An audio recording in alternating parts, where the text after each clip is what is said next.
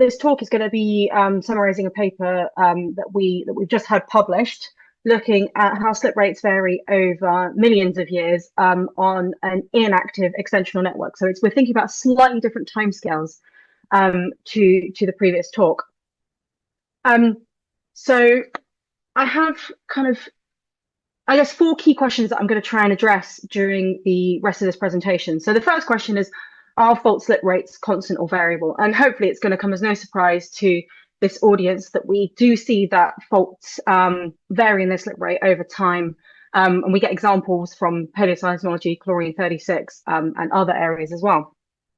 But particularly if we use field-based studies, we can be limited in terms of how far back we can look. So typically, we might only be able to go back a few thousand years, or maybe 10,000 years, 20,000 years. But what I'm going to show you is that we can actually extend our observations of slip rates by looking at 3D seismic reflection of both either active or inactive fault systems. And I'm going to particularly focus on an inactive fault system today. And you might be thinking, okay, well, inactive faults, why does that matter then about kind of present day seismic hazard? Well, what I'm going to show is that we can use results from inactive systems to then ask questions that we can't necessarily ask of active systems, and particularly around slip rate variability. So my third question is, what types of slip rate variability can we observe and quantify? And I put slip rate variability in kind of quotes because it can mean lots of different things. And we can see three different types. So we can see that the magnitude of slip rate changes. We can see that the shape of the slip rate profile changes along the faults. And we can also see that variable proportions of slip rate are taken up by individual faults. And finally, how do slip rate variations affect earthquake occurrence and seismic hazard? And what I'm going to show you is that seismic hazard, or more specifically, the frequency of earthquakes occurrence, can be shared across a network. So going back to that original question of, are fault slip rates constant or variable? Well, we've got lots of different examples from many different tectonic settings that show that many faults do not have a uniform slip rate when measured over a time period that covers multiple seismic cycles. So these are two examples from paleoseismology from Southern California. And what I've done here is I've added a gray square, which shows a time period where the faults are moving faster than the long-term average slip rate. So we might say there is a cluster of earthquakes going on at this period. And you can see from the timescales, so this one over here, the left-hand figure goes back a few hundred years. The right-hand figure goes back to 16,000 years. Another way that we can look at variations in slip rate is using a technique called chlorine-36. So this is where we take samples up a well-exposed fault plane, measure the amount of chlorine-36 in them, which is a unusual isotope of chlorine. And we then invert the amount of chlorine the amount of chlorine, because we would expect that to increase up the scarp. We then invert the amount of chlorine that we measure to try and calculate slip rates going back to up to kind of 25,000 years. And these are three examples. So these are a couple from the bottom two are from Italy, the top two are from Greece. And again, I've used a grey square to show where we have areas of time periods, of faster slip rate than the long-term average, which you can see it lasts kind of a few thousand years.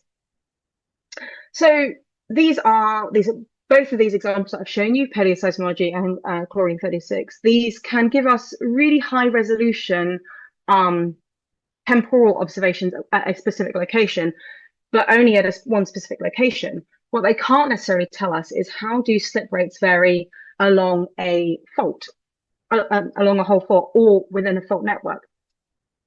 So to address that question, we decided to turn to 3D seismic reflection data. We used an area from, it's called the Chandon 3D seismic cube. This is from the northwest shelf of Australia. So this is an area that underwent rifting from the early Jurassic to the early Cretaceous. That's the main kind of risk phase. And there's very little evidence of reactivation or any kind of sort of overprinting. So we can be confident that what we interpret from these structures is what was actually happening kind of at the time. These are really high resolution. both spatially, but then we also have really good temporal resolution from well data that's available in the area. So we're able to map out individual horizons. Those horizons can be dated based on well data. And then what we can do is look at how much slip accumulated on individual faults between different time periods to be able to calculate the slip rate over those time periods. So if we first start off by looking at a single fault, so I'm first going to show you some data from a single fault, which is the grey fault that's shown in the top right diagram. So this fault is relatively structurally isolated from the other faults in the network. But after showing you the single fault, I'm then going to expand out and look at the network as a whole. So what we see is we can calculate the total displacement over time, and that could give us a long-term slip rate, by which in this case, I mean long-term, like tens of millions of years. But we can look at this at essentially four different time periods. So if we look at the very first time period, this 209.5 to 192 million years ago, I should just say the timings of that are completely dictated by the dating of the horizons. We can't look at any smaller, we can't necessarily look at smaller time windows or change the time windows. It's completely down to the well data that we have. So what you can see, what we've got plotted here is in the green scale is the slip rate measured at points along the fault.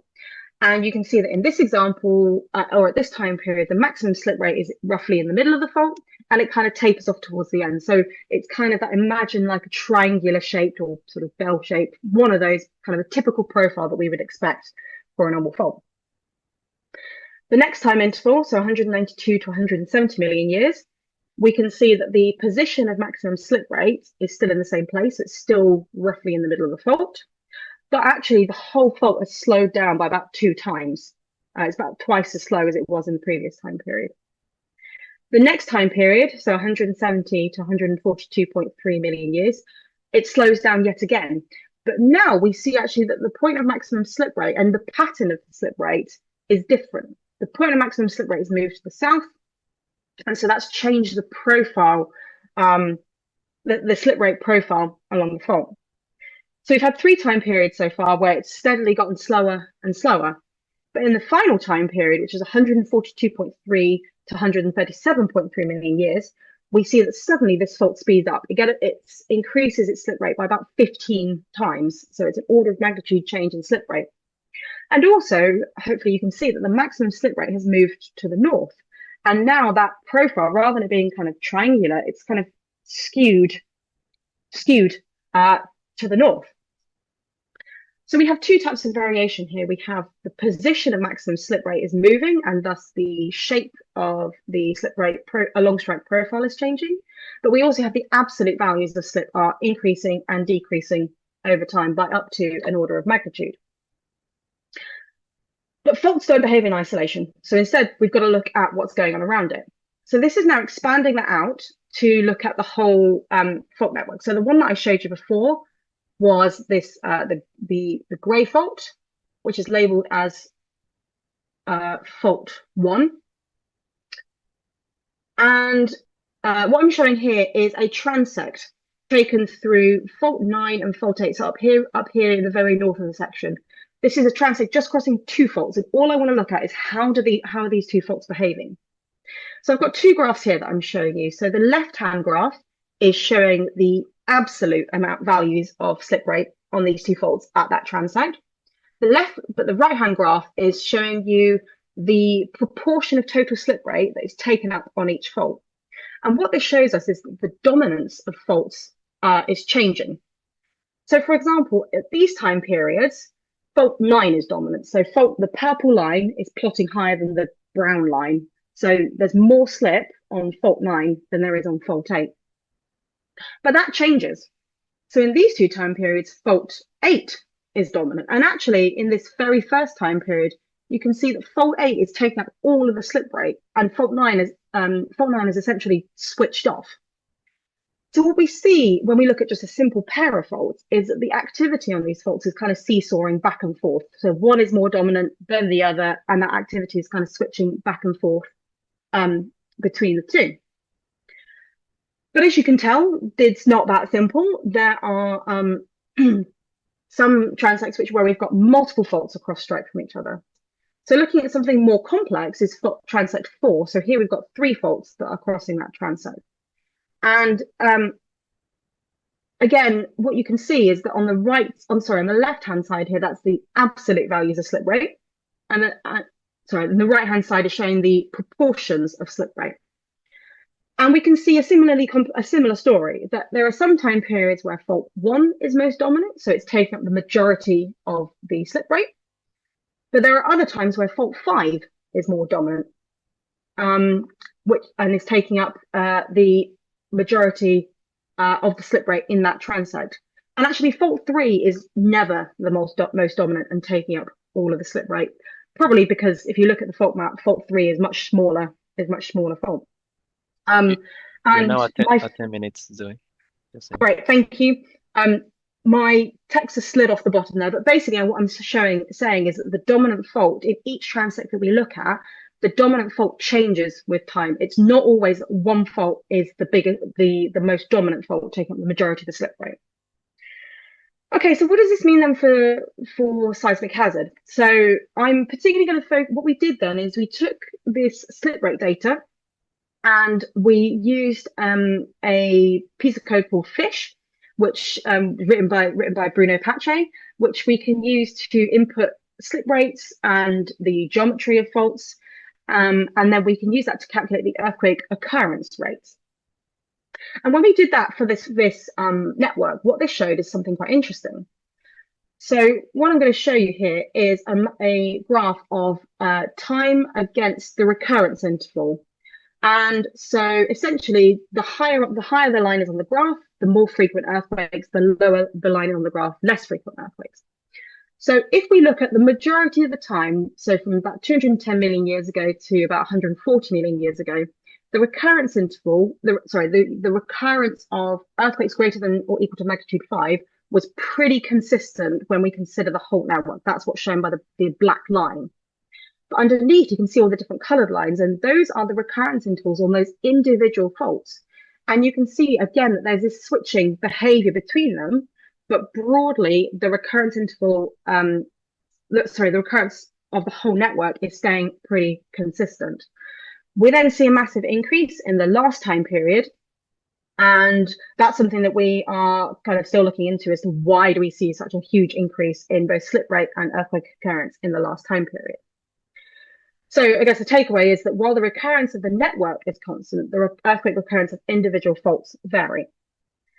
So as I'm at time, I'm going to leave you with my conclusions. So to point out really that we see slip rate variations both on single faults and if we consider fault networks. And we can really use this 3D seismic reflection to look at how a fault network is behaving rather than individual points. And ultimately, I guess this kind of shows that we need to improve our understanding of what are some of the physical mechanisms that drive slip rate changes. And there's a QR code there, which you can scan to get the full paper, which has just been published in Tectonics. And that's me. Awesome. Thank you very much, Zoe. That was a beautiful talk. Do we have any questions for Zoe? I can go first while we're waiting for others. So in the last part of your talk, you talked about using a model to Mhm. test for the earthquake part of the Yes, fault these system. results. Right. How do you think that I'm guessing there might be limitations on that, if you understand what I mean, because you have limited constraints since you cannot see earthquakes in the past. Yes. And I'm Yeah. So also okay, yeah, sorry, and I'll just add that I'm also assuming that these measurements were taken within the sedimentary cover, yeah, being seismic reflection data, and we yeah. know that earthquakes nucleate and rupture at depth, and not all these earthquakes necessarily rupture to the surface into the Hmm. sedimentary cover to be recorded Mm. in the seismic in the displacement record that we see in the seismic reflection data. how do you think those limitations impact this part of the comparison with observed data in your work? So, and it's a really good question. I thought you were going to ask about decompaction, which I always get asked about when Well, I talk about this. The, so we don't do decompaction. So the actual numbers mm, are perhaps um, because we didn't do decompaction, we might not have perfectly precise slip rates. But what we can do is look at the relative changes. So we can say that the slip rate increases or decreases, and we can be confident that because the lithologies are fairly uniform, we can be mm, confident that if we did do decompaction, it would kind of all change the throws by the same ratio. okay. Um, so yeah, we are. I guess we are making an assumption that most of the deformation that the offsets that we see are earthquake related deformation. I mean, we do see both continuous offsets and discontinuous offsets. So like um, fold it. We do see both folding and kind of actual offsets. Um, I guess the fact that we see similar behavior in both these kind of faults and in the broad conclusions agree with what we see from the paleoseismology from chlorine 36. We also Mm, see similar kind of behavior with numerical simulation type experiments. So I think we can be fairly confident that what we are seeing is actually kind of real. We're not saying we are agreeing with other types of geological data. mm. I think this is really, really, really cool. Um, my question is more about workload. So presumably this 3D dataset data cube was available, and this is a cool fault network, which represents some proportion of the 3D volume.